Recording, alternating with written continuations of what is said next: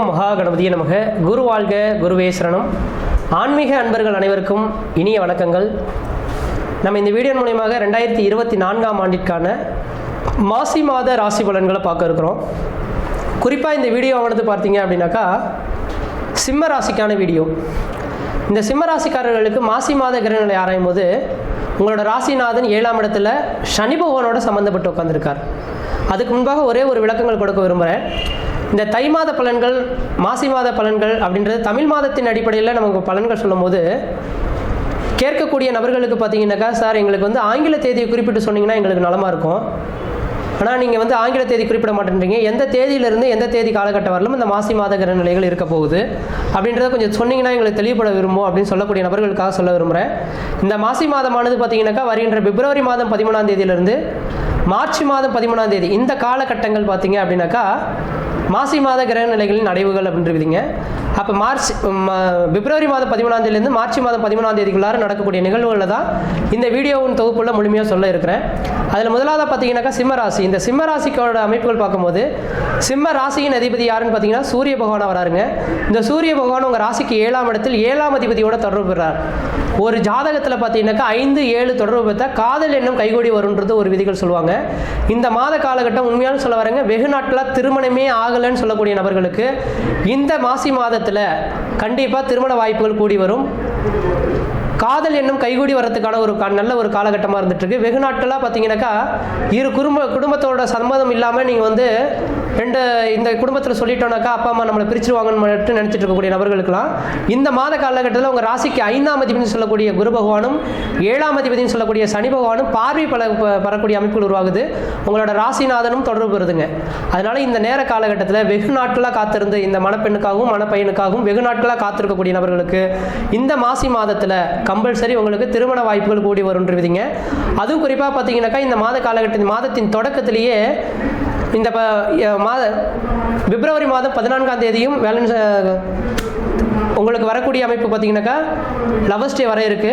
இந்த விதிகளில் பார்த்தீங்கன்னாக்கா வெகு நாட்களாக தெளிவாக சொல்ல வரங்க, வெகு நாட்களாக காலம் கடந்து 4 வருடம் 5 வருடமாக காத்திருக்கக்கூடிய நபர்களுக்கு உங்களோட குடும்ப உறவுகளோட உங்களுக்கு அதை சேர்த்து வைக்கக்கூடிய ஒரு அமைப்புகளும் இந்த மாதத்தில் இருந்துட்டு இருக்கிறத பார்க்க முடியுதுங்க. அதனால சிம்மராசிக்காரர்களுக்கு முக்கியமாக திருமணம் வயது கடந்த நபர்களுக்கு திருமண வாய்ப்புகள் கூடி வரும். இளமையில் திருமணத்துக்காக காத்துட்டு இருக்கக்கூடிய நபர்களுக்கு இரு குடும்பத்தாரின் சம்மதத்தோட உங்களுக்கு திருமண வாய்ப்புகள் கூடி வரும்ன்றீங்க. இதுக்கு காரணம் 9ஆம் இடத்துலேருந்து உங்கள் ராசிக்கு குரு பகவான் பார்க்கக்கூடிய ஒரு அமைப்பினால நீங்கள் செய்யக்கூடிய காரியங்கள் எல்லாமே உங்களுக்கு சாதகமான ஒரு சூழல்கள் ஏற்படுத்தி தரும்ன்றீங்க. அடுத்ததாக பார்த்தீங்கன்னாக்கா சசயோகத்தில் இந்த சனி பகவான் விட்டுருக்கிறாருங்க. அப்போ இந்த சசயோகத்தில் இந்த சனி பகவான் விட்டுருக்கனால எதிரிகள் எத்தனை பேர் இருந்தாலும் எதிரிகள் அடக்கக்கூடிய ஒரு மாதமாக இந்த மாதம் இருந்துட்டு இருக்கு. சூரியனும் சனியும் சேர்ந்து உட்காந்தா சனி சூரியனை தொட்டால் அரண்மனை யோகம் அப்படின்றீங்க. அப்போ இந்த மாத காலகட்டத்தில் பார்த்தீங்க அப்படின்னாக்கா உங்களுக்கு அரசியலில் பிரவேசிக்கக்கூடிய நபர்கள் யாராக இருந்தாலும் மேக்சிமம் சிம்மராசியில் இருக்கக்கூடிய நபர்கள் இருப்பாங்க. அந்த மனிதர்களுக்கு இந்த நேர காலகட்டத்தில் உங்களுக்குன்ற தனித்த மரியாதை கொடுக்கக்கூடிய ஒரு மாதமாக இந்த மாதம் இருந்துட்டு இருக்கும். நீங்கள் சொல்லக்கூடிய செயல்களுக்கு ஒரு நம்பிக்கை பிறக்கக்கூடிய ஒரு மாதமாக இருந்துட்டு இருக்கும். சார் என்ன சார் சொல்லிட்டு இருக்கீங்க, கடந்த கால நிகழ்வுகள்லாம் எண்ணி பார்த்தோம்னாக்கா கடந்த ஒரு 3 வருட காலமாக இந்த சிம்மராசிக்காரர்கள் படாத பாடுபட்டு இருக்கோம். குடும்பத்தில் மன நிம்மதி கிடையாது, மன சந்தோஷம் கிடையாது, எடுத்த காரியத்தில் வெற்றி ஏற்படக்கூடிய காலகட்டங்கள் கிடையாது, தடைகள் ஏற்பட்டு போச்சுன்னு சொல்லக்கூடிய நபர்களுக்கு இந்த மாத காலகட்டத்திலிருந்து பட்டமரம் தொழில் மாதிரி படிப்படியாக உங்களோட தொழில் வளர்ச்சிகளும் தொழில் மேன்மைகளும் பொருளாதார அபிவிருத்திகளும் பெறக்கூடிய ஒரு மாதமாக இந்த மாதம் இருந்துட்டு இருக்குன்றீங்க. அடுத்ததாக இந்த குரு பகவானின் பார்வையானது உங்களுக்கு ராசிக்கு 9ஆம் இடத்துல இருக்கிறனால ஓடி போனவனுக்கு 9ஆம் இடத்துல குருன்னு சொல்லக்கூடிய விதிகளானது வருகின்ற 2024 ஏப்ரல் மாதம் 30ஆம் தேதி காலகட்டம் வரலும் வீட்டின் வாயில் கதவு உங்களோட குலதெய்வமே தட்டக்கூடிய அமைப்புகள் இருக்குன்றீங்க. அப்போ இந்த மாத காலகட்டத்திலிருந்து நீங்கள் எது வேணாலும் செய்து பாருங்க. உங்களோட மனசில் என்ன நினைக்கிறீங்களோ அந்த காரியத்தை செயல்படுத்தி பாருங்க. அந்த காரியம் தடை இல்லாத நடக்குன்றீங்க. ஒரு மனிதனுக்கு தடைகள் ஏற்பட்டது அப்படின்னாவே தான் எந்தவித காரியமும் அவனால் செய்ய முடியாதுங்க.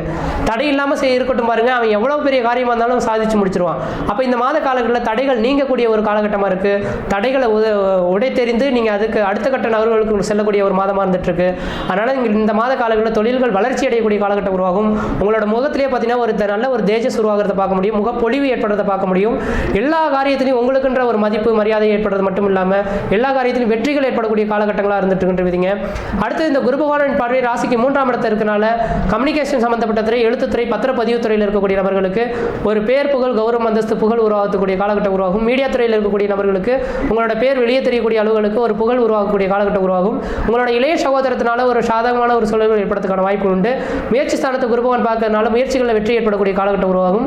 அதேபோல் 5ஆம் இடத்தை குரு பகவான் பார்க்க இருக்கிறார். 5ஆம் இடம் பூர்வ புண்ணியாதிபதி புத்திரஸ்தானாதிபதி சொல்லக்கூடிய அமைப்பில் சிம்மராசிக்காரர்களுக்கு கடந்த ஒரு 2-3 வருட காலமாக குழந்தை பாக்கியம் தரிக்கலைன்னு காத்திருக்கக்கூடிய நபர்களுக்கு கண்டிப்பாக இந்த மாத காலகட்டத்தில் உங்களுக்கு குழந்தை தரிக்கிறதுக்கான வாய்ப்பு உண்டு.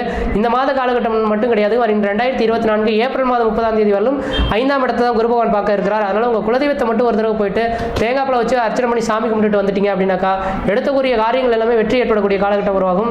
செய்தொழிலில் ஒரு வளர்ச்சிகள் ஏற்படுத்தக்கூடிய அமைப்புகள் உருவாகும். குலதெய்வமே உங்களோட காலடியில் இருக்கிற மாதிரியான அமைப்புகள் உருவாகுன்றீங்க.